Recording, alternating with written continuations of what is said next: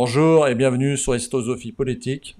Aujourd'hui, nous avons la chance de recevoir un intellectuel, écrivain français d'origine africaine, tchadienne, Chris de Ngen. Désolé pour la prononciation, Chris, hein, j'ai dû encore m'écorcher. C'est à vous si vous voulez bien vous présenter. Oui, bonjour, je m'appelle Chris de Genden, donc né au Tchad, grandi en partie au Tchad avant de m'installer en France. J'ai étudié en France le lycée, classe préparatoire aux grandes écoles. Et puis après, j'ai fait un passage en Angleterre, Liverpool, puis après, je suis revenu m'installer en France. Donc, je suis par ma carrière, hein, j'ai été amené à travailler en Asie du Sud-Est, au Vietnam, pays très intéressant. Et puis après, je m'occupe actuellement de travailler hein, sur les projets d'infrastructures de développement, de transport, train, métro, etc., sur toute l'Afrique. Pour faire très simple, et je m'intéresse également à la chose politique parce que naissance au Tchad dans les années 80, pays très troublé politiquement, donc j'ai pris en face la politique, on va dire, en grandissant. D'accord, merci. Euh, ouais, comme vous dites, enfin, vos parents sont du Tchad et ils sont partis, j'imagine, pendant les troubles qu'il y avait à l'époque. Euh, et là, vous avez un poste assez haut dans le transport, hein, tout ce qui est infrastructure, métro, etc., comme vous le dites. Et vous avez écrit donc un livre que je vais montrer tout de suite ici, qui s'appelle De la servitude volontaire de l'Afrique, qui est extrêmement intéressant, que j'ai eu la chance de lire. Et je pense que ce livre est certainement très intéressant et quasi nécessaire pour les jeunes Africains, bien évidemment, mais aussi pour les Français et les Occidentaux et les Asiatiques aussi, ça pourrait être intéressant pour eux. C'est un livre qui se lit rapidement et qui est ma foi très intéressant. Et donc, on va un petit peu en parler. Et j'ai, moi, des petites questions que j'ai notées par-ci, par-là. Euh, alors, la première question qui me vient à l'esprit, c'est qu'en fait, l'Afrique, c'est un continent, c'est énorme. Euh, et même en lisant votre livre, par moments, j'ai eu le sentiment, en fait, que les Africains ont tendance à parler de l'Afrique comme si c'était quelque chose de simple structurellement. Mais en fait, quel est le lien, par exemple, une question toute bête, quel est le lien entre un Tchadien et je sais pas moi, et un Zoulou d'Afrique du Sud?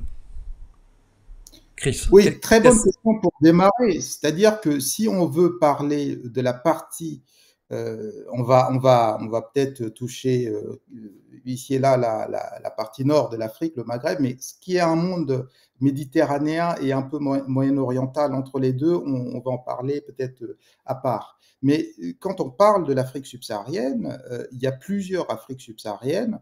Il y a l'Afrique du Sahel, entre guillemets, qui est la petite bande finalement qui parcourt l'Afrique d'est en ouest, si on veut, ou bien du Sénégal jusqu'à l'Érythrée. Cette Afrique-là est déjà une Afrique d'abord proche du désert, proche du Sahara, et également ouverte sur, d'un côté, le Moyen-Orient, et puis, depuis toujours, une partie vers la Méditerranée. Donc, nous avons cette première Afrique.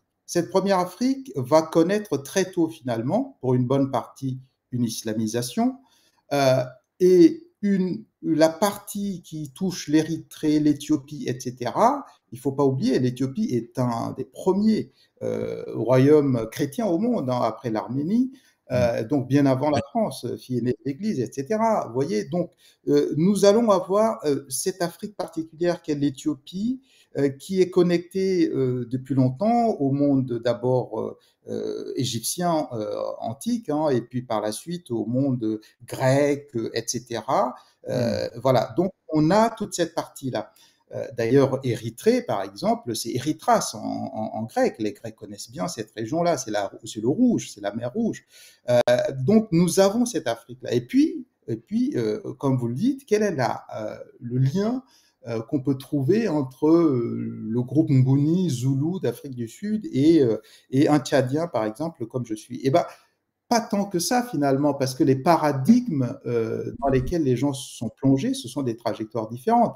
Les Zoulous, c'est le grand groupe bantou qui va ne pas, qui va finalement circuler sur toute l'Afrique, la grande partie de l'Afrique, qui va quasiment du sud du Nigeria, du Cameroun, etc., qui va finalement occuper toute cette partie de l'Afrique que je vais qualifier d'Afrique verte, et qui a ses propres paradigmes, sa propre manière de fonctionner aussi, et donc des réflexes différents. Voilà rapidement, donc il y a plusieurs Afriques et on va, je pense, au cours du développement de l'entretien, peut-être donner quelques spécificités, mais l'Africain de la zone verte des forêts du pays bantou de manière générale, c'est pas tout à fait la même manière de fonctionner que l'espace ouvert du Grand Sahel, par exemple. Ouais, oui, oui. Non, mais c'est intéressant parce que on a la même chose en Asie d'ailleurs. Un Cambodgien est très différent d'un Mongol. C'est le jour et la nuit. Voilà. En réalité, ils n'ont pas grand-chose en commun. Hein. Mais oui, parce que le Mongol est déjà dans les grands espaces ouverts de steppe. Ouais. Le Mongol a des habitudes nomades, il n'est pas un cultivateur, Ouais. etc. Il y a pas de choses. On parle aussi de territoires extrêmement vastes. Et ça, d'ailleurs, c'est un des. Si en réalité, on peut parler on peut dire quelque part entre guillemets hein, que l'Europe occidentale, au terme géographique, est plus ou moins, allez, on va parler de l'Irlande allez, la Pologne, quoi, allez, où il y a plus ou moins une culture relativement commune, disons une source culturelle commune qui pourrait être, par exemple, la bande sahélienne chez vous, du Tchad, de l'Érythrée, partie d'Égypte, etc. Et après, quand on va toucher à la Russie, déjà là, on est dans un autre monde. Hein. On est presque à la limite d'une même civilisation. C'est pour ça qu'il faut faire attention quand on parle de l'Afrique ou de l'Asie ou par facilité, on dit Occident. En réalité, l'Occident, c'est les États-Unis, hein, c'est la culture américaine, qui touche d'ailleurs l'Asie du Sud-Est, hein, même au Cambodge, même au Vietnam. Hein, ils sont occidentalisés. D'ailleurs, pour le comprendre, il suffit de voir les vêtements. Euh, quand Xi Jinping veut faire quelque chose de très national, il s'habille en chinois. Ouais. Mais la plupart du temps, il est habillé dans un costume occidental. Hein, mais de temps en temps, il change. Et ça, c'est un signal. Quand il se met son costume un peu traditionnel chinois, la veste un peu Mao, etc., là, il est plus dans une optique un peu plus nationaliste, etc. Donc, effectivement, donc on va parler de l'Afrique, mais effectivement, l'Afrique, c'est grand. Déjà, d'une part, c'est énorme, c'est un continent. Alors, pour revenir un petit peu sur le livre, vous avez, il y a 4 parties. Bon, l'introduction, il y a de l'appareil idéologique victimaire, donc ça, c'est une partie très intéressante. Et alors, moi, j'écoute souvent Bernard Lugan qui parle bien de l'Afrique, j'imagine. Est-ce que pour vous, c'est quelqu'un qui a une certaine autorité dans le monde de l'Afrique, etc. Est-ce que pour vous, Bernard Lugan fait référence ou pas, déjà, pour cadrer un peu le débat?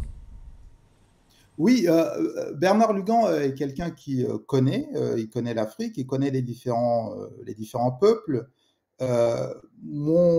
Mon seul point de désaccord avec Lugan, c'est que Lugan est, alors je ne sais pas, c'est le côté peut-être universitaire, etc., mais euh, il a une approche qui décrit bien la situation africaine, mais il établit une espèce de cloison par rapport à un monde occidental qui finalement serait presque par nature ce monde qu'on connaît aujourd'hui, qui est le monde individualiste, qui est le monde qui est le monde du one man, one vote, etc., dont il parle.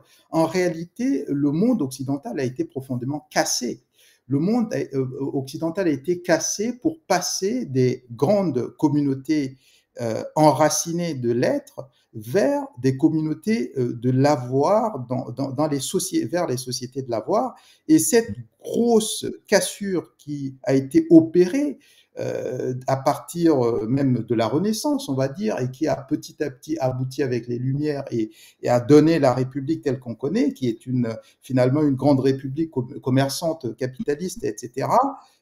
C'est tout un cheminement, c'est toute une trajectoire, c'est tout un travail de réorganisation de la société, d'engineering de la société entière occidentale pour donner ce fruit. Donc, et Lugan observe avec son œil d'historien l'Afrique, mais a tendance, c'est là où je mets les limites sur, a tendance à figer cette Afrique-là en pensant que finalement, cette Afrique va être comme ça, alors que quand on regarde et qu'on discute avec les jeunes finalement, il y a des grands mouvements qui traversent l'Afrique et qui travaillent l'Afrique de fond.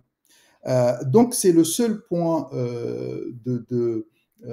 on va dire, de divergence en termes d'explication et d'analyse que j'aurais avec Lugan. Mais sinon, en termes de connaissance des populations, des différents terroirs africains, etc., je suis totalement en accord avec ce qui est expliqué. D'accord. Ouais, alors effectivement, il n'a peut-être pas une approche méta-géopolitique, hein. Il est peut-être un peu enfermé dans des idées royalistes, un peu de vieille France peut-être. Il n'a peut-être pas une approche révolutionnaire des choses, ça c'est sûr. Alors la première partie, c'est de l'appareil idéologique victimaire. Donc ça, c'est une partie qui est très intéressante parce que c'est vrai que cette victimisation n'existe pas en Asie. Là, pour entrer dans le plat directement, bon, moi, mon épouse est cambodgienne. Elle a quitté le Cambodge à l'âge de 12 ans, juste avant l'arrivée de Pol Pot. Les Cambodgiens n'ont pas du tout une approche victimaire. Bon, ça n'a pas été une réelle colonisation, mais à côté, le Vietnam non plus. Alors c'est peut-être parce qu'ils sont sortis vainqueurs de 2 guerres contre deux empires, même 3, parce qu'il y a eu la Chine avant. C'est un peuple guerrier, les Vietnamiens, très fiers, très dur à la tâche, mais il n'y a pas cette approche-là, je ne ressens pas. Il y a au contraire le Cambodgien souffre peut-être d'un complexe d'infériorité, un peu comme à la française, c'est-à-dire entre ces 2 gros voisins, hein, la France, l'Allemagne et l'Angleterre, le Cambodge, ils ont le Vietnam et la Thaïlande, hein, qui sont deux mastodontes, donc ils ont un petit complexe d'infériorité, un peu comme les Français. Mais il n'y a pas cette approche-là. Christophe, vous qui avez été au Vietnam, vous connaissez un petit peu, qu'est-ce que vous pouvez dire déjà là pour commencer sur cette différence entre l'Asie du Sud, hein, on va parler de l'Asie du Sud, du Sud-Est, et l'Afrique sur ce côté victimisation, victimaire.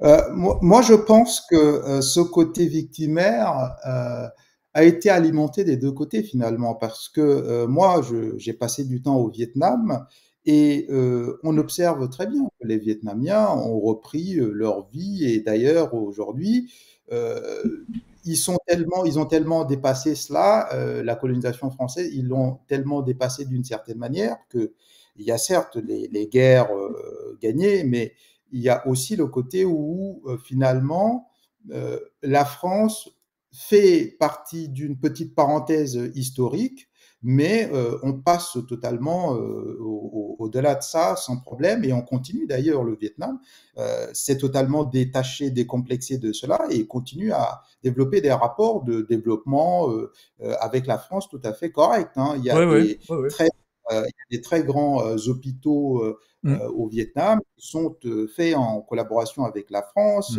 le développement du métro à Hanoï, etc., Ho Chi Minh, et tout ça. Donc, les Vietnamiens ont dépassé cela. Ils se sont reconstitués leur identité propre et c'est parce qu'au final, moi je pense hein, que ils ont une distance avec la France qui fait que les rapports sont redevenus sains. Ce qui n'est pas le cas du côté de l'Afrique subsaharienne. Excusez-moi, Christ. Distance géographique, géographique ou distance les deux, distance géographique et même politique. une Ouais. distance géographique et politique à la fois. Mm. C'est-à-dire ils ont d'abord adopté le communisme, ils se sont reconstitués de cette manière-là et par la suite ont développé leur propre système de fonctionnement et essayent d'avancer. Et d'ailleurs, les Vietnamiens, les amis vietnamiens, acceptent tout à fait aujourd'hui à Hanoï, par exemple, d'apprécier, par exemple, toute l'architecture française qui a été laissée. C'est quelque chose qui, Ouais. on trouve, voilà, les Vietnamiens le disent, hein, quand on va dîner, ils disent avoir une belle vie, c'est avoir une belle maison française, construite à la française, l'architecture française, manger vietnamien, etc., etc. Ils incorporent tous ces éléments Mm. dans leur identité sans développer Oui, sans de souci, quoi. complexe. Voilà, sans souci. C'est pas vraiment un sujet pour eux. Du côté de l'Afrique, l'Afrique subsaharienne, il y a vraiment, je crois, une espèce de relation qui est quasi incestueuse finalement, où les gens, les uns et les autres, se disent, bah, on s'est séparés, mais en même temps, on continue à développer des ambiguïtés, des proximités qui ne sont ni productifs, ni pour la France, ni pour les pays en Afrique subsaharienne en réalité. Et là aussi, il faut préciser, c'est-à-dire que l'Afrique, c'est 54 pays. Et quand on parle, par exemple, par rapport à la France, on parle de 14 pays peut-être qui sont directement connectés. Mais il faut se poser la question sur tout le reste de l'Afrique. Pourquoi ça ne décolle pas? Pourquoi il y a des difficultés? Et donc, moi, je dis, à partir de ce moment-là, on ne peut pas ériger comme règle que l'Afrique ne fonctionne pas par rapport à des relations avec la France en se basant sur 14 pays sur 54. Parce que sur les 54 pays, ça ne marche pas mieux. Donc, il faut se poser des questions qui vont au-delà de ça pour comprendre les difficultés auxquelles les pays en Afrique font face. Et quand on commence à poser les choses comme ça, on commence à dégager quelques éléments de compréhension euh, qui est aujourd'hui, et moi j'ai passé du temps, c'est pour ça que j'ai écrit ce livre un peu comme un pamphlet pour les jeunes, pour les secouer, pour qu'ils comprennent quelque chose qui est en train de se passer, c'est que pendant longtemps, il y a quand même une attitude au niveau de l'Afrique qui est une attitude justement que je qualifie d'un appareil idéologique victimaire, qui est de considérer la vie comme un don. La vie n'est pas un don, la vie est quelque chose qu'on gagne, est une transformation, est une création. Hein. L'homme se crée, et d'ailleurs c'est pour ça que moi j'ai un côté marxien, si on peut dire comme ça, c'est-à-dire que le monde est le monde de l'homme, c'est-à-dire l'homme transforme le monde, l'homme se donne le monde qu'il souhaite avoir.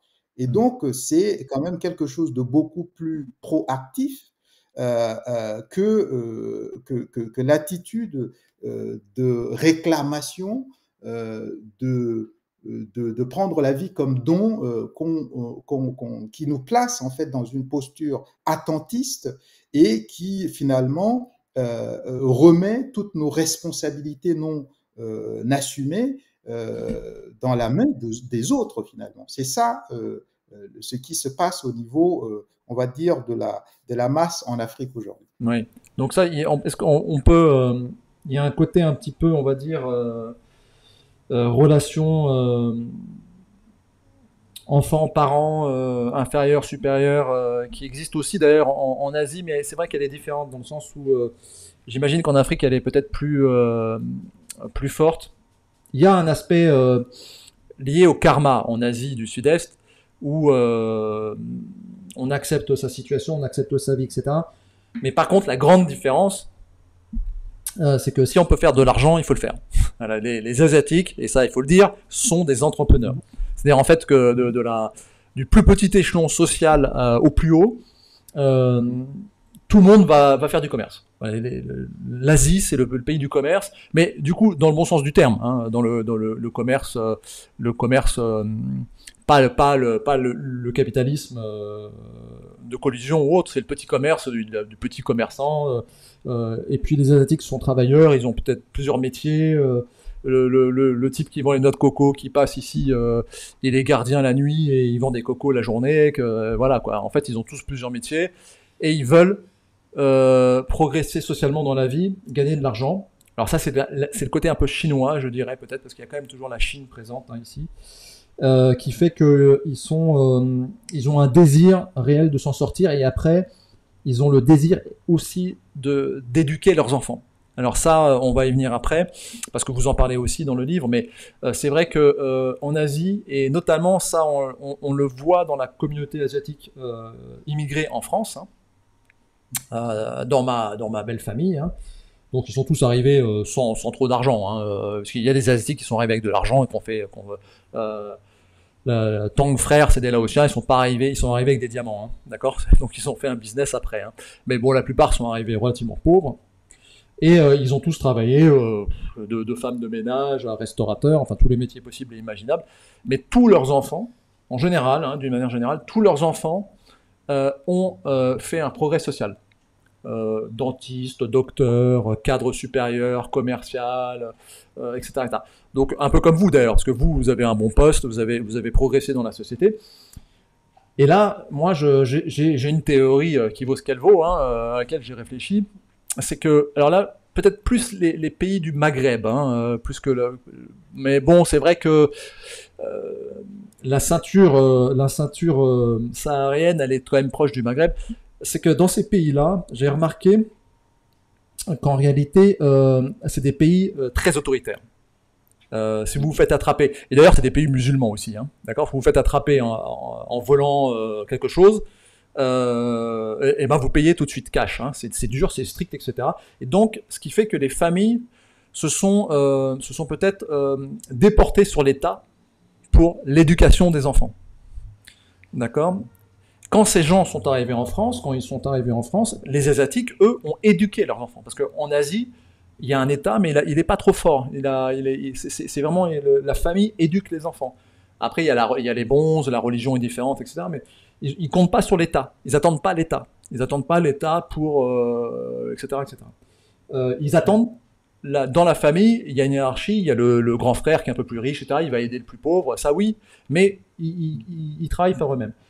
Et tandis que peut-être ces familles un peu Nord-Afrique, donc ceinture saharienne et Nord-Afrique, ils ont peut-être voulu que l'État français éduque leurs enfants. Et là, comme ce que vous disiez au début en parlant de Bernard Lugan, nous, on est dans un tel effondrement européen occidental ils sont mal barrés s'ils veulent que ce soit l'État français qui éduque leurs enfants, hein. Ils vont plutôt les déconstruire dans le mauvais sens du terme.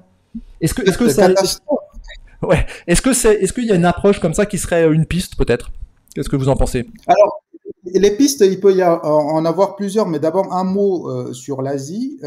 Il y a quand même quelque chose qu'il faut reconnaître aux Asiatiques, c'est qu'ils ont développé quand même des sagesses, ce qu'on peut appeler des sagesses ou des philosophies, Oui. qui fait que finalement, ces différentes philosophies et sagesses sont faites pour que ça se retrouve au sein, entre guillemets, hein, finalement des pères de famille, etc. Et donc, c'est quelque chose qui n'est pas, c'est-à-dire que chacun le prend pour soi et essaye de diffuser ça. Donc, ce qui fait que c'est au sein même des familles qu'on organise sa vie, qu'on organise l'harmonie dans sa vie, etc. Donc, les gens prennent le relais, c'est-à-dire qu'une fois qu'on capte ces sagesses, on organise soi-même.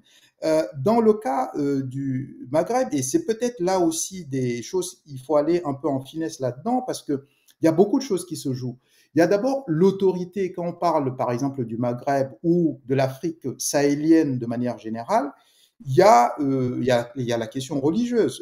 Par exemple, Oui, la oui. religion musulmane est un autoritarisme dicté divin qui tombe comme ça très verticalement et qui finalement fait que les gens, euh, ça laisse très peu de place parce que tout est codifié, il faut se soumettre, comme on dit. C'est-à-dire que ça, c'est presque même l'essence de l'islam que de se soumettre à la loi divine. Et donc, on ne questionne pas et donc on ne s'approprie pas. C'est-à-dire, on ne fait que appliquer ce qui est déjà établi. On ne s'approprie pas soi-même les choses et donc on n'est pas totalement acteur de l'organisation de sa propre vie, de ce qu'on fait, mais on suit un certain nombre de préceptes. Donc ça, effectivement, ça peut, d'une certaine manière, forger les gens à attendre toujours une autorité supérieure qui dicte tout etc. Et donc, ça peut poser des problèmes, surtout quand... Ah, petite coupure. Donc on va attendre, il y a peut-être une petite coupure avec Chris. Il y a... Ouais, ça a un petit peu coupé. On t'entend plus Ah, trop. désolé, Ah, c'est bon maintenant, c'est bon. désolé. Euh, ça, ça, Ok, c'est revenu. ça a coupé, ça a coupé. On peut se tutoyer, Chris, ou... Oui, on peut se tutoyer, ça facilite l'échange. Ok, Et donc donc, voilà. Ce que je voulais ça a dire, coupé c'est quand tu parlais de l'autorité religieuse et étatique. oui, voilà, l'autorité religieuse dans ces zones, finalement, enlève une partie de la responsabilité individuelle dans la construction de sa propre vie, et donc ça peut être un sujet. Mais il y a un deuxième point aussi qu'il faut dire. Tout à l'heure, je parlais de la vie comme conception de vie comme don.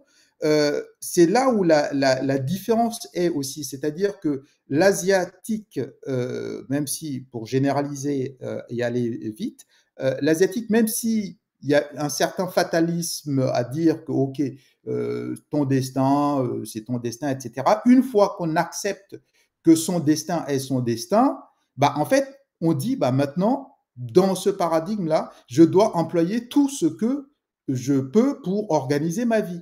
Oui, oui. Donc, quelque part, voilà, quelque part, ça peut même devenir moteur quelque part parce que, OK, j'aurai peut-être pas tout ce que je veux, mais maintenant, il faut que je me débrouille avec tout ce que j'ai. Et donc, c'est quelque chose qui peut devenir positif. Or, dans l'autre sens, si on considère que finalement, et c'est là où j'ai ouvert le livre en parlant du côté victimaire, c'est-à-dire si on commence à dire ma situation est telle parce que les autres ont fait ci, ont fait ça, ont fait cela, à partir de ce Mm. moment-là, ça déresponsabilise totalement. Et un deuxième point, si on revient un petit peu sur la question française, moi, ce que j'ai observé, c'est que moi, je viens d'un autre pays et je viens, euh, entre guillemets, m'insérer en France. La grande différence, c'est que je viens avec une connaissance et un enracinement dans un pays et j'ai opéré un certain nombre de transferts de valeurs et puis j'ai aussi développé une connaissance du terroir français.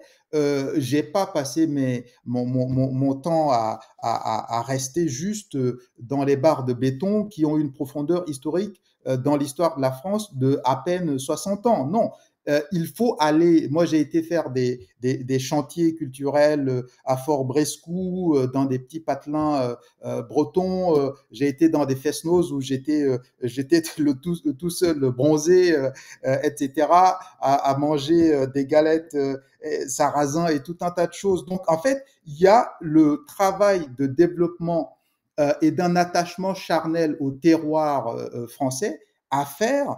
Et le mensonge qui a été pendant longtemps servi aux jeunes, c'est de dire en gros, finalement, vous êtes né en France. Et c'est ça il faut aborder parce que nous sommes en plus dans une période où il y a beaucoup de propagande des deux côtés, que ce soit les camps LFI, Front Populaire, et les camps RN, etc. C'est qu'il y a un travail qui n'a pas été fait, c'est de dire aux jeunes que la banlieue française comme construction est une construction très récente Oui. et qui ne rend pas compte de la profondeur historique de ce que c'est que le Mm. pays, pour emprunter un terme de nos amis de droite ou de l'extrême droite, qui ne rend pas compte du pays réel. Mm.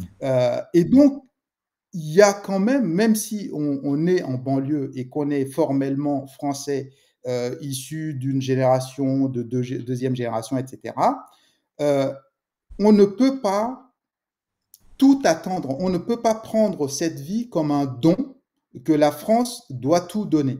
Il faut, en plus de ça, faire un effort de comprendre qu'il y a une culture large, une culture populaire qui existe, et il faut essayer d'aller en saisir les codes. Sinon, on s'enferme soi-même Mm. dans un petit périmètre qui est un appauvrissement pour soi-même et qui crée en plus de l'incompréhension avec la masse Oui, silencieuse qui constitue toute la profondeur de 2000 ans d'histoire française.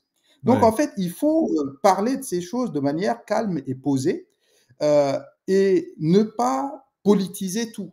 C'est-à-dire que c'est de l'intérêt même d'un individu de mieux comprendre l'environnement dans lequel il vit. C'est une question de bon sens simplement. oui, oui. Non, mais bien sûr, Voilà.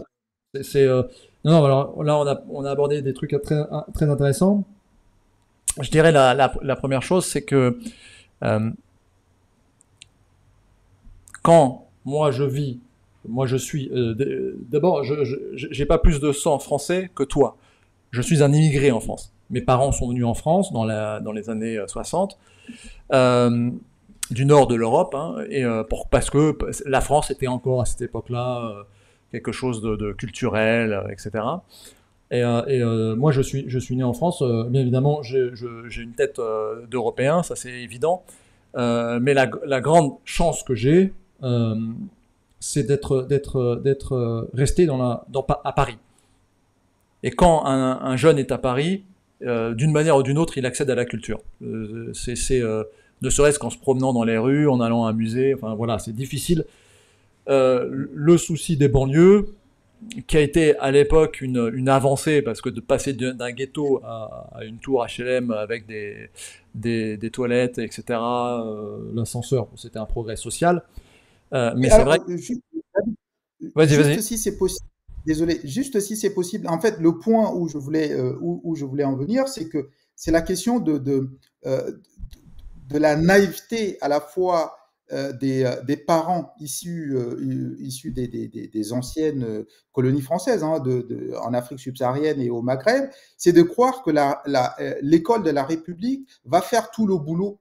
Oui, Et donc, voilà, et c'est là où je voulais en venir, c'est-à-dire qu'en pensant que l'école va faire tout le boulot, ça crée deux problèmes. C'est-à-dire que la plupart de ces gens, il y a ce qu'on appelle l'écart de la présence de l'État, c'est-à-dire de la structuration d'un État structuré. Il y a un gros écart. Quand on ramène des ouvriers maliens dans les années 60 ou des Guinéens ou des Sénégalais, quand on ramène des Algériens, il faut factuellement constater qu'il y a un gros écart de structuration étatique parce que la France a un État qui est important quand même, centralisé depuis très longtemps et qui dirige, qui organise, qui administre le territoire vraiment et donc c'est un État qui est très structuré, très complexe. Et très concrètement, ça veut dire quoi? Ça veut dire qu'il y a des gens qui, même le parcours et la paperasse et le parcours administratif français est trop compliqué déjà. Et quand on ramène des ouvriers qui rentrent dans il y a un décalage administratif simplement. Quand on vient d'un village malien pour faire un travail ce sont des parcours honorables qu'il faut respecter, c'est des gens qui veulent. Mais simplement, il y a un tel écart qui fait que les gens pensent que finalement, si je n'arrive pas à comprendre tout ce parcours, etc., peut-être que l'école va faire le travail à ma place. mm. Et en fait, c'est totalement faux. Oui. L'école ne peut pas faire ce travail dans la finesse. Et donc, l'école donne le minimum, mais au-delà de ça, les enfants, ils sont totalement perdus. Oui, alors ça c'est ce que on disait tout à fait au début, c'est que effectivement moi j'avais cette idée que euh, ils pensent que l'État français, la police, l'État au sens large, hein, de l'école à la police, etc., allait éduquer leurs enfants. Et là, je vais refaire une parenthèse aussi, et puis après on va avancer sur le livre. Je vais refaire une parenthèse aussi avec la communauté asiatique. En fait, elle est très solidaire. Alors ça, c'était une grande différence. Déjà, ils ont leur système bancaire à eux, qu'on appelle la tantine. Ils ont leur propre éducation, système d'éducation. Quand un enfant travaille mal à l'école, etc., la mère, et là c'est le rôle de la maman asiatique, hein, parce que en fait le chef dans la famille asiatique c'est la femme, mais c'est de loin c'est le chef. Hein. C'est elle qui gère l'argent, c'est elle qui gère les investissements, c'est elle qui tient le commerce aussi en Asie, hein, d'une manière générale. Au Cambodge, Absolument. ouais, au Cambodge, c'est 60% de femmes entrepreneurs. 60%. Ça, c'est souvent le français a une image totalement décalée de la femme asiatique. Hein, et Exact, tout à fait. c'est pas du tout le cas. Et elle tient la maison et elle éduque son enfant. Moi, j'ai vu de mes propres yeux, elles sont même des fois trop violentes avec leurs enfants. Hein. Mais Mm. ça file droit, ça file droit. Et ça, c'est aussi peut-être une grande différence avec culturellement. Et eux, la communauté asiatique, effectivement, là, je te rejoins totalement, n'attend rien de l'État français. Et il est faux de dire que les Asiatiques s'intègrent. Non, ils s'intègrent pas. Non, Non, non, ils s'intègrent pas. Ils restent asiatiques, mais par contre, ils s'adaptent. c'est ça, Ils c'est s'adaptent, ça. et comme les Vietnamiens, ce que tu disais, c'est qu'en fait, ils vont prendre le meilleur des deux cultures. Mm. Tandis que Absolument. la communauté nord-africaine, saharienne, elle est soit totalement perdue, totalement déracinée, donc là, ça fait des vagabonds de la culture, quoi, des orphelins de la culture, Mhm. alors que Mhm. les Asiatiques, comme ce que toi tu as fait, comme moi j'ai fait, ont une double culture, dans la plupart des cas. Oui, mais c'est le gros problème de la France. C'est-à-dire que un être, moi je ne pense pas qu'un être humain soit une espèce de tige suspendue. Moi je suis Oui. issu de chefferies traditionnelles, de cultivateurs, voilà, je suis issu de ce monde-là. Je suis issu du sud du Tchad, c'est-à-dire c'est vraiment le domaine des agriculteurs. Je ne suis pas issu du monde nomade sahélien, etc. Et donc, comme un arbre, il faut que l'homme prenne racine quelque part. Oui. Et le gros problème, et c'est pour ça que j'ai évoqué la question de la banlieue, etc., c'est que si en banlieue, il y a un jeune Auvergnat, par exemple, qui, ses parents sont venus en tant qu'ouvrier travailler, etc., il va certes habiter également les tours, etc., qui sont d'ailleurs architecturalement horribles et tout ce qu'on veut, mais à la différence, c'est qu'il aura toujours quelque part un attachement un peu plus charnel au territoire parce Oui, oui. qu'il y a certainement un oncle qui a encore peut-être une vieille maison quelque part en Auvergne, à Clermont, etc., où il aura la chance d'y retourner une, deux fois, prendre la température, voilà, savoir.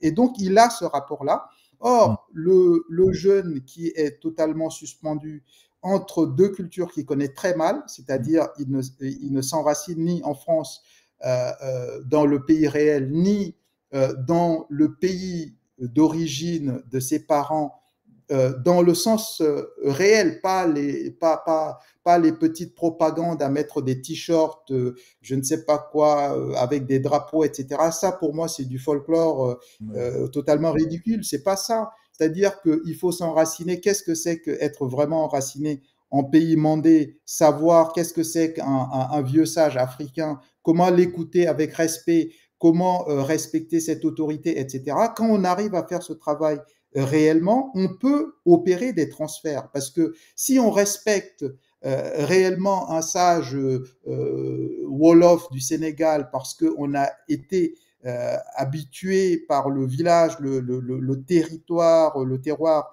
sénégalais à respecter les anciens, je ne vois pas pourquoi je vais venir, quand j'arrive en France, je vais commencer à taper sur un vieux retraité qui veut avoir une vie simplement paisible, Ouais. comment je vais brusquer les gens, etc. Cette attitude, ou comment je peux. Donc, ce sont des êtres suspendus entre deux qui ne mettent en avant que tout ce qu'il y a de caricatural dans la culture, c'est-à-dire s'il faut s'exhiber et danser comme ça, qui sont des produits pourris d'une dégénérescence de leur culture d'origine, ils le font.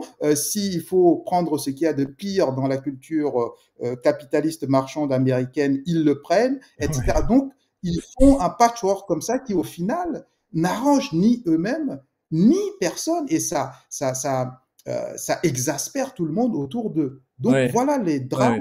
ouais, ouais. Et voilà. En fait, on peut résumer ce point-là en disant que, euh, d'une manière caricaturale et simpliste, bien sûr, hein, les Asiatiques ont réussi à prendre le meilleur des deux cultures, et tandis que beaucoup de ces jeunes déracinés et orphelins de culture ont pris le pire des deux cultures. Effectivement, Oui. ils prennent le pire de la culture occidentale marchande et le pire de ce qu'ils pensent être leur propre culture qu'ils ne connaissent pas.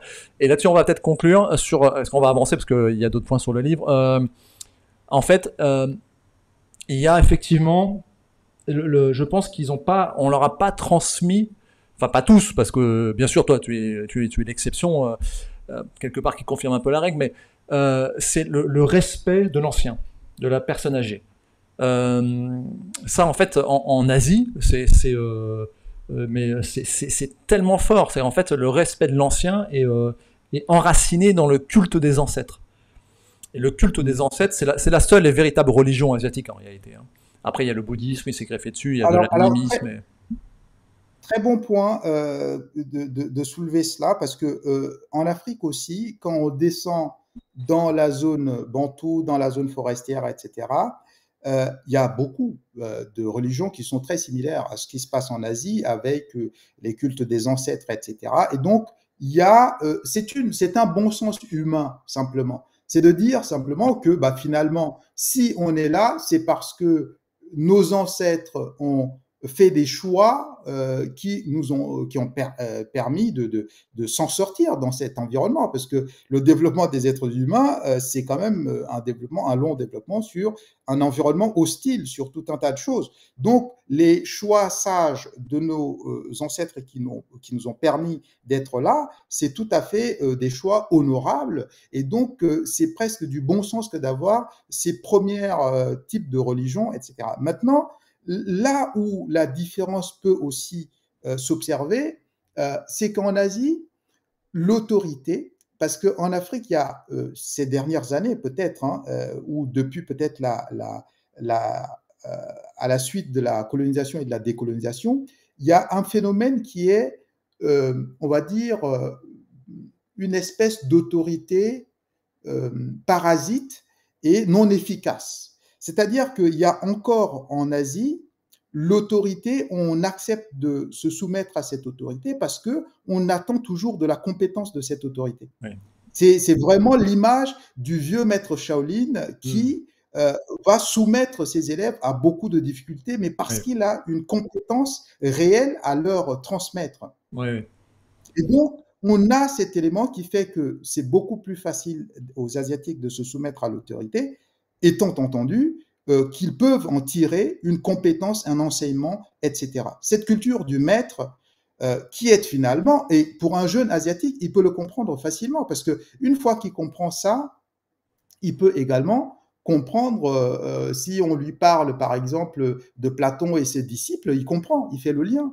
Oui, oui, tout à Si fait. on lui parle voilà, donc il y a des transferts comme ça qu'on peut Mm. opérer. Le problème, c'est qu'au niveau de l'Afrique, il y a une telle dégradation depuis la colonisation et les élites qui sont arrivées après, qui sont des élites qui, finalement, ne sont pas dans la continuité de ce qui se faisait dans les temps anciens. Ce sont des nouvelles élites formées par l'administration coloniale qui ont commencé à prendre le pouvoir, mais qui finalement ne réinscrivent pas l'Afrique dans une continuité, on va dire, et donc ils n'ont pas fait ce travail-là. Ils n'ont Alors, pas fait ce travail. Et donc, finalement, ça crée une crise autoritaire, et l'autorité s'est totalement, comment dire, dégradée, et on a tout l'autoritarisme, mais pas l'autorité compétente. oui, je vois. Alors ça, je vais rebondir dessus parce que je pense que c'est un point crucial. Là, tu as mis le doigt sur quelque chose de crucial. C'est-à-dire que je vais te donner un exemple, après on va revenir à l'Afrique. Euh, Beaucoup de gens disent ah la Chine c'est une dictature, patati patata. En réalité, la Chine est certainement aujourd'hui plus démocratique que la France. Lorsqu'il y a eu le Covid, alors c'est un État fort, bien évidemment, c'est un État fort, mais le système démocratique chinois du Parti communiste, parce que c'est le Parti communiste qui est au pouvoir, est assez démocratique parce que ça va du bas vers le haut. Alors bien sûr, tout à fait en haut, ça change pas trop, on est d'accord, mais bon, ça c'est un autre débat. Mais toujours est-il, quand il y a eu un ras-le-bol des Chinois sur le Covid, je ne sais pas si tu te souviens, mais à un moment donné, les Chinois, ils ont commencé à refuser cet autoritarisme dont tu parles. C'était plus justifié. Et ça, c'est effectivement, c'est le confucianisme, le taoïsme, tout ce que tu veux. Et là, les Chinois se sont révoltés. L'État a changé du tout au tout en 24 heures. Et tout a été arrêté. Tout. En 24 heures, la politique Covid était terminée. En Chine. Et ça, les Français, il faut leur expliquer. Parce que, si tu veux, l'Asiatique supporte l'autorité quand elle est juste. C'est ça. C'est exactement ce que tu as dit. Quand elle est juste et compétente, l'Asiatique supporte. Ouais, parce que c'est une justifié. Grande capacité, une grande abnégation, Oui. il supporte. Parce qu'il sait que c'est fonctionnel pour le collectif, c'est fonctionnel pour quelque chose qui est au-delà de moi, et il le supporte. Absolument. C'est pour l'avenir. L'avenir des enfants, de l'enracinement, de la race, du peuple, etc. Là où peut-être les Français enfin les Français au sens large, hein, les coloniaux entre guillemets de l'époque coloniale se sont peut-être trompés en Afrique, parce que on va parler de ce que je connais à peu près, donc quand les Français arrivent au Vietnam par exemple, qui sont vraiment colonisés, ils se sont appuyés sur la structure des mandarins existantes. Donc ils se sont appuyés sur un système d'autorité ancestrale qui existait. Ils n'ont pas créé un nouveau système. Après, bon, ils ont changé l'alphabet, ils ont fait 2-3 trucs à droite à gauche, mais est-ce qu'en Afrique, peut-être que là c'est une question pour toi, Christ, est-ce que les Français n'ont pas compris le système d'autorité ancestrale africain, ou l'ont négligé, ou l'ont par un racisme possible, là du coup est véritable, hein, parce qu'à cette époque-là, les Blancs se pensaient réellement, culturellement supérieurs, etc. La gauche française d'ailleurs. Et donc du coup, ils n'ont pas utilisé le système ancestral traditionnel de l'autorité africaine, et ils ont créé un nouveau. Et est-ce que ça, c'est pas un des soucis là, donc du coup réel peut-être d'un dysfonctionnement dans l'Afrique d'aujourd'hui, par exemple? Ok, très bien, très bonne question, parce que c'est fondamental. Il faut comprendre que, et là, c'est le travail, et ici je pointe l'hypocrisie des Africains, donc de nous-mêmes Africains, c'est-à-dire que l'hypocrisie, c'est de dire quoi? Quand la colonisation occidentale, parce que j'aime bien parler des colonisations en Afrique, parce que quand on parle de colonisation occidentale, il faut se rendre compte que, entre guillemets, il y a une poussée arabe qui a colonisé une bonne partie de l'Afrique du Nord jusqu'au Sahel depuis 1000 ans déjà. Donc, quand les Occidentaux arrivent, ils arrivent sur un terrain qui est déjà, au moins pour la partie sahélienne et nord de l'Afrique, qui a été déjà colonisé plusieurs fois. Et donc, ils n'arrivent pas sur une espèce de terrain vierge avec une version authentique de l'Afrique ancestrale qui subsistait et qu'il fallait recomposer avec, etc. Bon. Mais malgré tout, il y a quand même des différences. Les Anglais, c'est vrai, ont fait l'effort, ou en tout cas ont été économes dans leur démarche, en s'appuyant sur ce qui existe déjà, pour essayer de laisser une espèce de continuité. Donc ça, on peut l'observer, c'est tout à fait vrai. Mais du côté français, il faut, et là, on va revenir à tous les errements de la gauche, c'est-à-dire que l'Afrique n'était pas la société, on va dire, industrielle européenne de la Révolution, où a émergé les théories socialistes, marxistes, etc. L'Afrique n'était pas encore ça. L'Afrique était une société traditionnelle, agraire, nomade, pastorale, tout ce que vous voulez.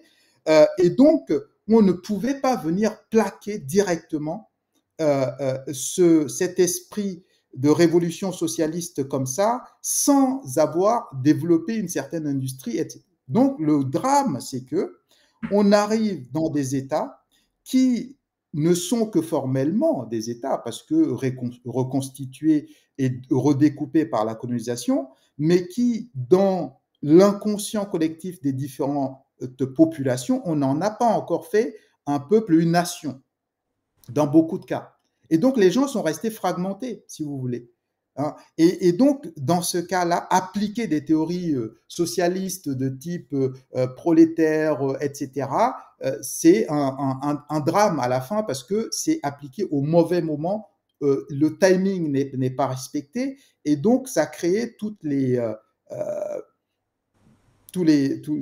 drames qu'on a observés. D'abord, il fallait créer une colonne vertébrale de nations africaines, quitte à s'appuyer sur ce qui existait comme structure de chefferie ancienne, etc., pour que la structure tienne, et qu'on arrive à avoir déjà un stade où les gens commencent à se développer et on va aborder la question. Sauf qu'il y a eu le bloc Est-Ouest à cette époque-là, et donc l'Afrique a été prise comme ça, comme prisonnière, et a basculé dans toutes les théories socialistes, etc. Et pourtant, moi, je suis quelqu'un qui a quand même cette sensibilité qui vous parle. Simplement, je dis, c'est appliqué au mauvais moment. Et ça ne pouvait pas marcher, ça ne pouvait pas fonctionner parce qu'il n'y avait pas d'État, il n'y avait pas de classe prolétaire qui va, entre guillemets, mener une lutte de classe prolétaire contre une certaine bourgeoisie qui allait créer une dynamique de progrès social dans le sens où les gens, les masses allaient revendiquer un certain mieux-être dans la nation. Ce n'est pas du tout le cas. Puisque les gens étaient fragmentés, ces luttes ne pouvaient pas fonctionner parce que moi, même si je suis un paysan du village, si une personne de mon groupe ethnique arrive à capter le pouvoir et à vivre de la rente, je ne m'associerai jamais. C'est ça l'esprit des gens. C'est-à-dire, je ne vais pas m'associer à d'autres qui sont des misérables et qui veulent faire une lutte de classe. Ça ne va pas fonctionner. Et c'est ce que j'ai essayé de mentionner dans le livre également. Oui, oui, non, mais effectivement, c'est vrai que vouloir appliquer un modèle non applicable, et c'est vrai que les Anglais là-dessus, bon, il y aurait beaucoup à dire, mais les Anglais sont des capitalistes libéraux qui font du commerce dans le monde entier, mais ils ont l'intelligence effectivement, de s'économiser. C'est tout à fait juste. Et donc, ils vont pas essayer de transformer comme ce qu'ont fait les Français souvent en voulant apporter le bonheur aux gens et de vouloir tout changer pour le faire. D'ailleurs, anecdote au passage, au Cambodge, ils ont essayé de mettre l'alphabet latin, etc., de changer le bouddhisme cambodgien en christianisme. Ça n'a pas fonctionné. Hein, il y a eu des révoltes et les Français se sont vite arrêtés. Mais c'est vrai que ça, c'est un souci par ailleurs et c'est très maladroit en réalité finalement parce que ça fait plus de dégâts a priori que de bonheur. Alors je vais avancer un petit peu dans le livre. Bon, alors la première partie c'était du racisme. Alors là, bien évidemment, moi je pense qu'on en a suffisamment dit pour l'instant là-dessus. Anecdote au passage, les Romains ont fait 1 million d'esclaves gaulois en France hein, à l'époque, ce qui était énorme. C'est quasiment un homme sur 2 qui a été mis en esclavagisme à Rome. Hein. Donc l'esclavagisme a toujours existé, hein, ça et les musulmans, je pense, ont fait beaucoup plus de dégâts. Bon, c'est pas une justification, mais ce que je veux dire par là, c'est que l'homme a toujours exploité son prochain. Oui, c'est ça. C'est pour ça qu'il faut avoir une approche assez froide de cette situation-là. C'est-à-dire que moi, c'est ce que j'ai tendance à dire. On peut tout à fait, peut-être d'ici 500 ans, trouver horrible aujourd'hui, par exemple, qu'on paye quelqu'un qui va prendre une partie de sa vie pour venir faire du ménage chez vous, même si aujourd'hui, et pourtant il y a des agences de ménage qui existent, on peut employer une femme de ménage, etc. Demain, si les choses changent et que tout le développement technologique nous permet d'utiliser notre temps pour de meilleures activités humaines que faire du ménage chez les gens, on peut tout à fait trouver ça horrible et ça peut, etc. Ce que je veux dire, c'est que il faut réinsérer les choses dans leur contexte. Et moi, ce que j'aime pas, c'est la grande hypocrisie africaine qui est de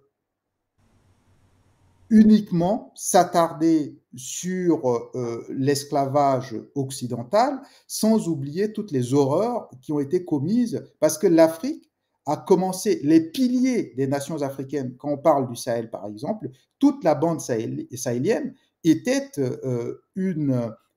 comment dire, un paradis des États africains qui se structuraient. Mais les fondations de tous ces États ont été d'abord sabotées par la poussée arabo-musulmane, Oui, oui, oui. avant même voilà, que Non, l'Occident tout à fait. arrive. Oui, oui. Et Non, non, donc, mais tout ça, oui, oui. il faut mettre à plat, il faut aborder les sujets sans tabou, pour ne serait-ce qu'une question de finesse dans la compréhension des uns et des autres. Sinon, on ne s'en sortira pas. Non, non, mais bien sûr, bien sûr. Bon, je pense que c'est un sujet qui, hélas, est toujours exploité à tort. C'est comme l'antisémitisme. Accuser LFI aujourd'hui d'antisémitisme profond, c'est aussi absurde que d'accuser le Rassemblement national de racisme endémique. Voilà, quoi. Il faut un peu s'élever. Il y a des idiots partout, et ça, il y en aura toujours, donc ça c'est pas très. Le problème n'est pas tellement là. Alors après, moi j'ai noté quelque chose qui m'a assez intéressé, c'est qu'en fait, tu l'Égypte. Parlons un petit peu de l'Égypte. L'Égypte antique. Hein. C'est assez drôle parce que les identitaires blancs vont dire que en fait, ah, on a retrouvé des momies avec les cheveux roux, de l'ADN, parce que en fait, il y a eu plusieurs générations, il y a eu plusieurs époques égyptiennes, et effectivement, Oui, il y a eu des arrivées d'indo-européens à une époque, etc., de sites, et les identitaires africains vont dire ah mais non, en fait c'est des noirs, etc. Donc si tu peux nous parler un petit peu de l'Égypte comme ça pour nous, c'est un sujet qui est assez oui, intéressant parce que c'est quand même une des plus grandes civilisations au monde, oui. peut-être la plus grande civilisation au monde, et tout le monde cherche un peu à la revendiquer. Et absolument. Et moi, ça me fait rire. Et là, pour le coup, on peut parler d'angoisse. C'est ce que je qualifie d'angoisse identitaire. C'est-à-dire que les gens sont devenus tellement obsédés par la couleur des peaux des Égyptiens euh, que par ce qui a été produit et quel est l'héritage de tout cela. Et là, j'attaque un peu tout le monde. J'attaque d'abord les identitaires noirs pour dire que moi, ce qui m'intéresse en réalité, c'est pas tellement la couleur de peau des Égyptiens. Pourquoi? Parce que l'héritage égyptien, les peuples qui ont peut-être le mieux préservé, c'est encore les Grecs.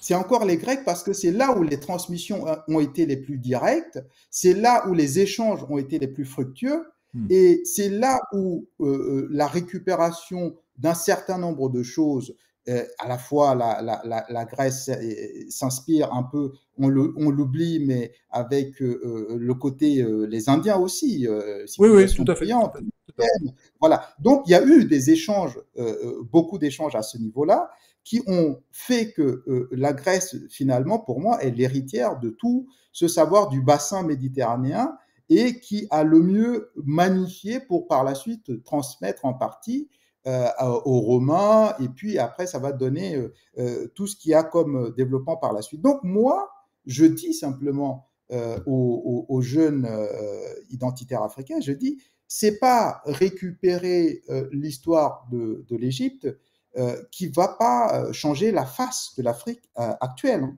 C'est C'est pas sûr. du tout ça. Le travail, c'est-à-dire même si et c'est là aussi les gens sont dans un narcissisme identitaire, racial, qui ne fait pas avancer les choses, dans le sens où on peut, l'héritage pour moi n'est pas une question de couleur de peau ou de gène. Je veux dire, si j'ai comment dire, j'ai un fils ou un fils adoptif ou quelqu'un qui hérite le mieux de ce que j'ai fait ou j'ai produit, et ben tant mieux. Je veux dire, c'est pas, Oui, je vais oui. pas me batailler, je vais pas, voilà. Et donc tout le monde se bat pour essayer de dire quelle est la couleur d'Égypte. Mais vous prenez la chronologie. L'Égypte, c'est quoi? C'est 10 000 ans peut-être d'histoire si on part vraiment des premières sédentarisations jusqu'à l'apogée avec Ptolémée ou bien même avec les Romains par la suite, etc. Ou jusqu'aux Arabes finalement dans les années 600, etc. Donc, ça veut dire quoi? Ça veut dire que tout le monde finalement est passé par là. Ouais, ouais. Tout le monde est passé par là. Il y a d'abord les premières sédentarisations qui sont vraisemblablement des populations noires, puisqu'ils remontaient de la région des lacs, ils ont suivi le Ouais. cours du Nil et se sont installés autour. Donc, il y a évidemment une partie noire. Après, il y a eu les peuples de la mer, les Ouais, Hyksos, ouais, ouais. etc. Donc, finalement, nous assistons au niveau de l'Égypte à une espèce de mondialisation avant l'heure de cette époque-là. Parce qu'à Mhm. cette époque-là, qu'est-ce que les gens connaissaient? Les gens connaissaient la Méditerranée, c'est-à-dire c'est Méditerranée, littéralement le milieu de la Terre, parce qu'on ne connaissait que ce monde-là. Mhm. Donc pour moi, l'Égypte, il y a tout le monde dedans. Les gens se bataillent. Bah, on peut trouver, oui, je peux trouver, aller dans les premières dynasties ou bien dans les 25e dynasties, qui sont des dynasties essentiellement nubiennes, piocher tous les noirs que je veux là-dedans, mais je peux revenir à d'autres dynasties où je vais trouver des roux comme les Grecs de Ouais. l'époque ancienne, qui étaient Non, mais pour beaucoup des roux. c'est un sujet Donc, très drôle. Mm. C'est un sujet mais très drôle, oui, très mais bon, intéressant parce que comment il s'appelle le chef archéologue là actuel là, lui aussi il est à moitié cinglé, hein, il a toujours un chapeau là. oui, Enfin bon, j'ai lui son nom c'est m'échappe. pareil, lui il en tient une couche, c'est maintenant il garde ses petits secrets, enfin enfin bon. Oui, mais c'est ça. Donc Ouais tout le ouais monde se bataille là-dessus. Et c'est moi, très intéressant. oui, moi je disais, je dis aux jeunes Africains, je dis, ne soyez pas des angoissés identitaires ni obsédés par la couleur de peau. En réalité, ce qui doit être intéressant pour l'Égypte, c'est de comprendre comment cette civilisation s'est développée dans cette zone qui est connectée pour beaucoup à toute l'Afrique des Cornes, l'Éthiopie, le Mm. Soudan, etc. Et l'attitude scientifique réelle et de renaissance de l'Afrique, si on veut faire cela, serait d'aller étudier comment les Égyptiens ont développé sur ces terrains-là une belle architecture solide qui a tenu des milliers d'années, parce que Clairement. ça pourrait inspirer les architectes africains d'aujourd'hui de Mm. construire des beaux palais, de ne pas attendre que ce soit des ingénieurs chinois qui viennent tout construire, de Ouais, ne pas ouais, ouais. attendre que ce soit, Non, etc. tout à fait, tout à Voilà fait, les... tout à fait. Absolument, Oui. absolument. Comment développer l'agriculture? Comment Ouais. faire en sorte que si les Égyptiens arrivaient à cette époque jouer avec le Nil pour se nourrir Mm. convenablement, comment expliquer la situation de l'Afrique aujourd'hui alors que nous avons des grands fleuves tels que les fleuves Congo, tels que le Niger, etc. Voilà les vraies questions si on veut avoir une approche de renaissance de type occidental comme l'Occident Ouais, s'est ouais, inspiré de la Grèce absolument. pour développer. Je suis obligé, parce que là, on est presque bientôt à une heure. Enfin, on a dépassé l'heure. C'est bon, c'est très intéressant. Donc, je vais te poser deux, trois questions, puis on va plus trop tarder. Ça sera peut-être, on fera peut-être un deuxième épisode. Là, je vais juste te poser une question, parce qu'à un moment donné, tu parles des religions, etc. Bon, alors on passe. Bon, après, il faut lire le livre, hein, mais bon, il est très intéressant. Ça se lit vite. Je le conseille à tout le monde. Mais à un moment donné, tu dis que un des obstacles aussi qui mine l'Afrique, c'est celui de l'animisme entre guillemets, qui prête un caractère d'être vivant aux objets inertes, etc. Et là, moi, je note, je dis, ben non, le Japon est un pays animiste Hmm. et se développe. Tu vois. Donc, c'est pas Oui. forcément ça qui bloque. Je pense que c'est plus profond parce que les Japonais sont totalement animistes. Le shintoïsme, c'est une Oui, religion de l'animisme. oui, alors j'attaque plusieurs éléments. J'attaque plusieurs éléments. J'attaque à la fois les religions dites abrahamiques, monothéistes, etc. Et puis, j'attaque également, d'un point de vue de démarche scientifique, j'attaque certains éléments de l'animisme. Pourquoi? Parce que ce qu'on peut observer au Japon, et les gens se trompent souvent, d'ailleurs c'est ce que certains jeunes Africains me disent, c'est que oui, mais il y a le Japon qui a, etc. La grande différence, c'est que le Japon a opéré, si on veut, une séparation des choses dans le sens où il y a une réelle modernisation de modes de production efficaces Ouais. basés sur la science pour Ouais. être efficace dans la production et à laisser ce qui est l'esthétique japonaise, Ouais. toute la métaphysique japonaise en place. Or, la confusion qui parfois règne en Afrique, c'est qu'on a tendance encore à laisser les deux choses dans un seul et D'accord. même sac Ok. et qui crée beaucoup d'obstacles au développement Ok. Ok. scientifique réel. D'accord, donc Voilà. je comprends mieux. Oui, effectivement, il faut séparer la science de la religion. Ça, c'est une évidence basique. Ça, Absolument. Absolument. effectivement. Et l'Occident l'a fait il y a très longtemps. Hein. Il y a vraiment très longtemps. Donc, effectivement. Bon, il y a plein de trucs. Alors, juste sur le franc CFA, très vite, est-ce que c'est vraiment un blocage au développement économique de l'Afrique? Moi, j'ai abordé le chose dans l'autre sens. Je dis ça peut être une revendication politique tout à fait légitime, je comprends, etc. Mais j'aborde dans l'autre sens. Je dis simplement, moi, je prends 54 pays en Afrique. Il y a 14 qui sont sous le CFA. Quid des autres pays? Quid des 40 pays qui ont du mal à décoller? Quid de la... Et donc, je dis, la question, on ne doit pas, c'est certes une question à poser, c'est une question politique comme toute autre, mais il faut aller au-delà. La question fondamentale Hmm. est une révolution réelle de l'Afrique, euh, épistémologique et à tous les niveaux, pour dire est-ce qu'on est à la croisée des chemins? Est-ce qu'on entre avec efficacité dans la société de production efficace et ça va demander un certain nombre de réformes dans nos manières de faire. Quand vous parlez, je fais toujours un peu de caricature pour aller vite, mais nous devons revoir l'ensemble de nos modes de vie. Je dis les pays, même les villes africaines ne sont pas organisées de manière à ce que on puisse avoir des espaces épistémophiles, dans le sens des espaces qui favorisent le développement du savoir intellectuel, etc. Hmm. On a, je caricature, hein, on a pléthore de bars et tout un tas de choses, mais peu de lieux, de bibliothèques, de machins, etc., dans les villes. Il faut comprendre tous ces éléments. Et donc, il faut réformer même la manière de vivre, comment on organise les villes en Afrique, tout un tas de travail à faire.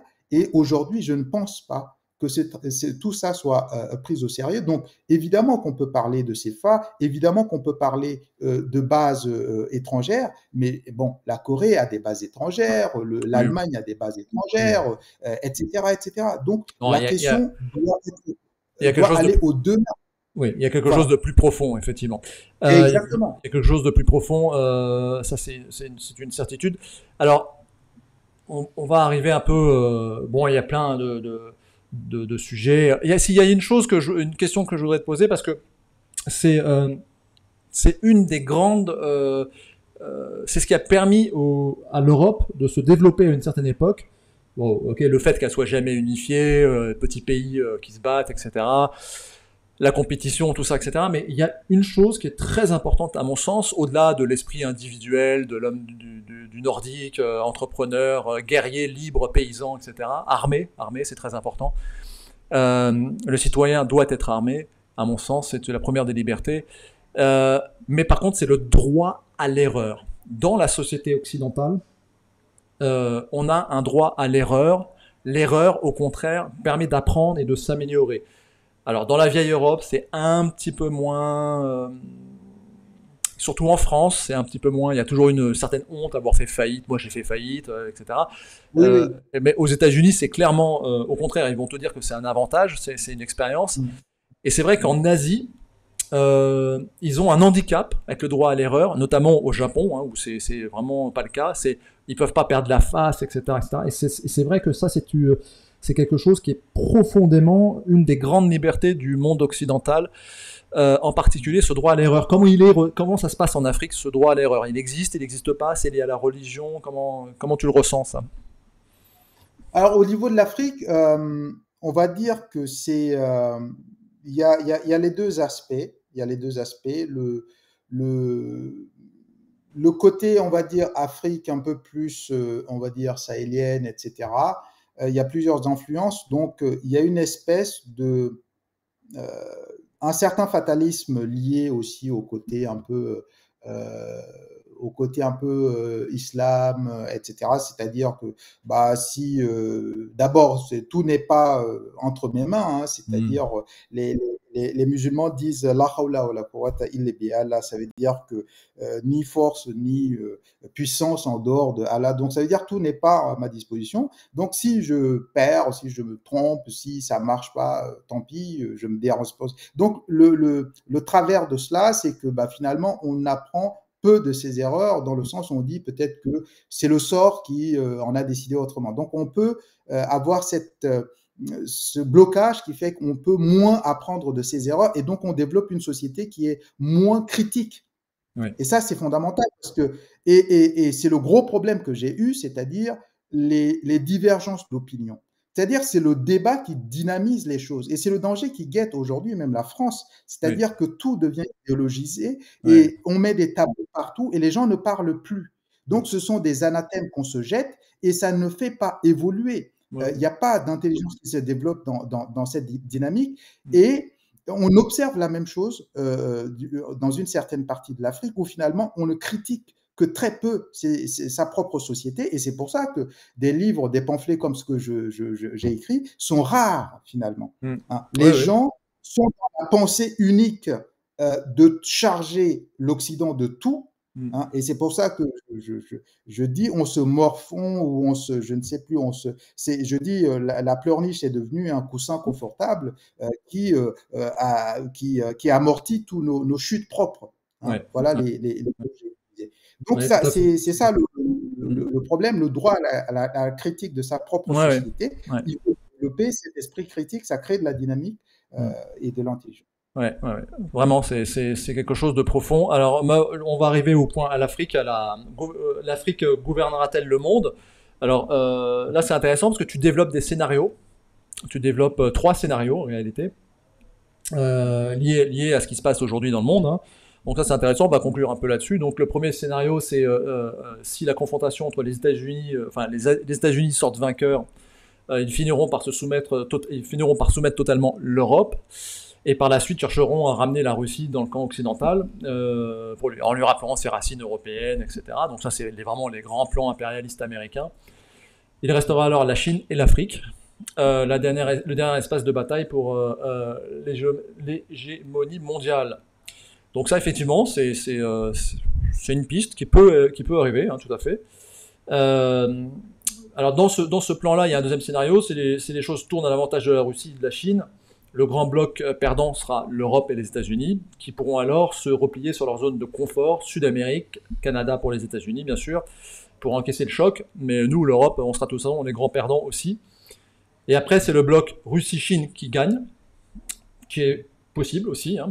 L'Europe perdra l'Afrique, donc là c'est clair, entre guillemets, et sera sevrée des matières premières, ce qui va provoquer un choc économique, hein. Dans ce scénario, l'Afrique pourrait, si elle joue bien son jeu, bénéficier d'une embellie. Là, effectivement, ça pourrait être une opportunité pour l'Afrique peut-être de se sevrer de l'Europe déjà, même au point de vue psychologique, hein. Et Oui, mais justement, vas-y, Christ. pourquoi, oui, pourquoi c'est très important ce point-là? C'est-à-dire que si, parce que toute la construction de la relation Europe, enfin Afrique, Chine, Russie, etc., se base sur le narratif que bah, finalement, ni les Chinois ni les Russes ont été des colons de l'Afrique. Et Oui. donc, ça va enlever quelque chose, ça va enlever tout l'appareil victimaire de l'Afrique Mm. sur l'Europe et donc, les responsabilités vont être maintenant internes.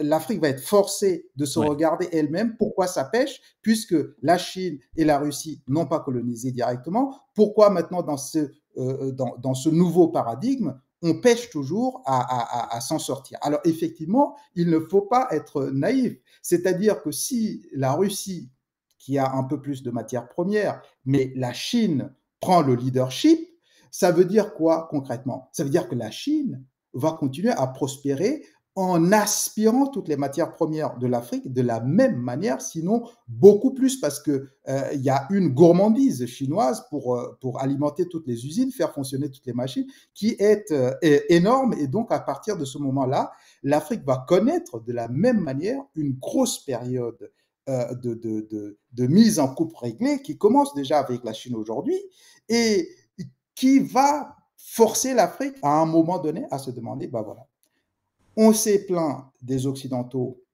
le lien a été rompu. Maintenant, avec la Chine, à qui la faute?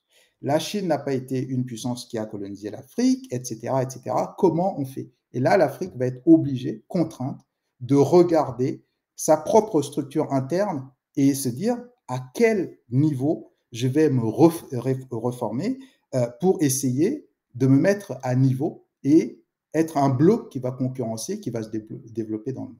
Ouais, tout à fait. Ouais, alors ça, c'est effectivement le problème, il est peut-être là en fait. Hein. C'est peut-être le problème d'un vieux couple en fait, hein, d'un vieux couple euh,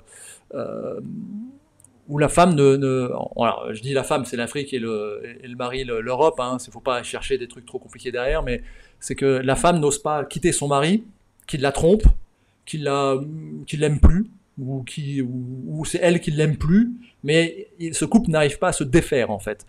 Et donc ça a tout un truc psychologique qui traîne derrière, etc. Et ce qui empêche peut-être les Africains de se libérer et d'accepter leurs propres erreurs, leurs propres faiblesses et de progresser. Parce que en soi, l'Afrique est un des pays les plus riches au monde. Donc il n'y a pas de raison qu'elle ne se développe pas à un moment donné. Et il faut qu'elle se développe. C'est Oui,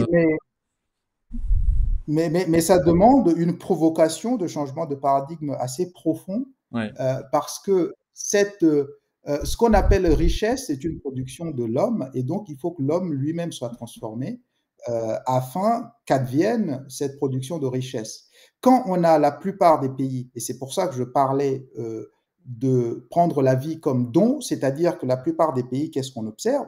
Les États ne sont pas là pour produire de la richesse à partir du travail des populations et des masses. Non. Les États, ce sont des compétitions pour capter des gisements qu'on exploite. Donc, c'est un don, parce que les gisements n'ont pas été déposés là par le travail des Africains. Les gisements ont été déposés par le travail géologique naturel ouais, de ouais, longue date. Et donc, toute la richesse commence à partir du moment où on commence à transformer les matières premières. Et ouais, quand vous voyez que tout le paradigme de lutte ou bien du discours ambiant de la jeunesse qui se dit éveillée se résume à on nous pille nos matières premières, etc. Ça veut dire quoi? Ça veut dire qu'on est encore dans la culture de la vie comme don. Les matières premières, il ne suffit pas d'avoir un stock de terre quelque part, il faut faire le travail scientifique de découvrir quels sont les éléments là-dedans, dans ces tonnes de terre qu'on peut ouais. exploiter, Mm. et on les exploite à quelle fin, dans quelle machine, qu'est-ce qu'on conçoit, etc., etc. Donc c'est un parcours, c'est un cheminement, c'est un changement de paradigme total que de développer et de produire de la richesse dans le monde moderne. Ouais, ouais. Non, je pense qu'on va conclure là-dessus. Effectivement, euh, c'est pas, en fait, je dis souvent que le Cambodge, petit royaume du Cambodge, a beaucoup de chance parce qu'elle n'a pas de matière première. Et du coup, c'est un pays qui est en réalité, assez tranquille et paisible. Bon, il y a eu la guerre, etc. Mais en réalité, il n'y a pas de matière première, il n'y a pas de tsunami, il n'y a pas de tremblement de terre. Donc, ils sont assez heureux, les Cambodgiens, dans l'absolu. Mais s'ils bossent pas, bah, il n'y a rien qui tombe du ciel, quoi. Il y a pas une rente. Donc depuis toujours, c'est un peuple paysan qui travaille sa terre, qui cultive, qui est assez relativement autosuffisant. Et voilà, peut-être que la malédiction de l'Afrique, c'est d'être trop riche, en réalité. C'est peut-être que l'Afrique est trop riche et qu'il faut que les Africains se réveillent et deviennent un peu plus scientifiques. Et je pense que c'est quelque chose aussi que j'ai ressenti dans ton livre. C'est cette approche un petit peu effectivement réaliste, marxiste, hein, comme ce que tu dis, dans le sens où la réalité, c'est que oui, il y a des richesses en Afrique, ce que tu appelles ce don, mais c'est maintenant, il faut que les Africains deviennent des ingénieurs, deviennent des chercheurs, ouvrent leurs propres usines, fassent leurs propres traitements, et se laissent pas coloniser par les Chinois, parce que les Chinois, ils vont pas faire autre chose qu'une colonie, hein, même plus Mais, soft. mais Pour quelqu'un qui a, j'appelle ça, l'Afrique souffre bien sûr des famines alimentaires, comme on peut Oui, observer, etc., tout ça. Mais je dis, il y a une partie aussi qu'il faut dire qu'il y a une espèce de carence même de la low-tech, c'est-à-dire de la mm, technologie légère. Si on se balade en Asie, on voit très bien que même quand on va dans des villages, il n'y a pas besoin forcément d'électricité, mais les gens utilisent des petites machines à base de troncs de bambou, de tout un tas de choses. C'est-à-dire ouais, que l'asiatique a, voilà, c'est ça que je veux dire. Et ça, on observe encore peu en Afrique. C'est assez ouais, maigre. Cette mm, attitude à bricoler à partir de son environnement déjà les outils efficaces. mm, Et donc, voilà, c'est ça qu'il faut fondamentalement, parce que dans beaucoup de villages en Afrique aujourd'hui, euh, on reste avec la charrue à l'ancienne comme au temps même des Grecs, hein, je veux dire, c'est au temps des Hésiodes, etc. On raconte déjà, on parle déjà de la charrue. Mais même cette charrue, on ne développe pas, on n'essaye même pas peut-être de rajouter une rangée de deux, trois charrues en même temps tirées par machin pour. C'est-à-dire que cette attitude de questionner ce qui existe ouais, et de l'améliorer si nécessaire. mm, mm. Dans, dans, dans, dans, dans beaucoup de villages, on se balade au Vietnam, et etc. Les Asiatiques bricolent avec des bouts de bambou. Oui, Tout ce qui peut être c'est des peuples support, ingénieurs, des ouais, c'est des supports, peuples ingénieurs, ouais. voilà, Ouais, c'est exactement. des Et peuples cet ingénieurs. esprit-là, il faut, voilà, exactement. Il faut continuer, il faut le développer fondamentalement en Afrique. Ça éviterait déjà, et ça prendrait en charge déjà tous les problèmes immédiats déjà. Mm. Ok, Christ. Bon, on aurait beaucoup de choses à dire, hein. Peut-être qu'on fera une deuxième, parce que là, 1h20, là, on a explosé le compteur. On va s'arrêter là. Je vais te laisser dire un mot de conclusion. Et puis, bah, encore merci pour ton temps. Donc, ouais, fais-nous une petite conclusion, allez, optimiste sur l'Afrique.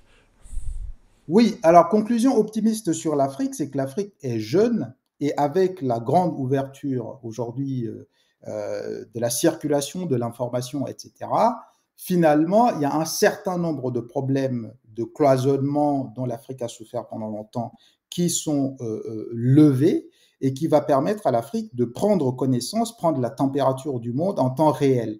Et comme la population est jeune à 70%, et ben, il y a des marges de progression. Simplement, il faut, une fois de plus, je mets un petit bémol, il faut être très vigilant sur la croissance démographique pour dire que ces jeunes, il faut bien les employer.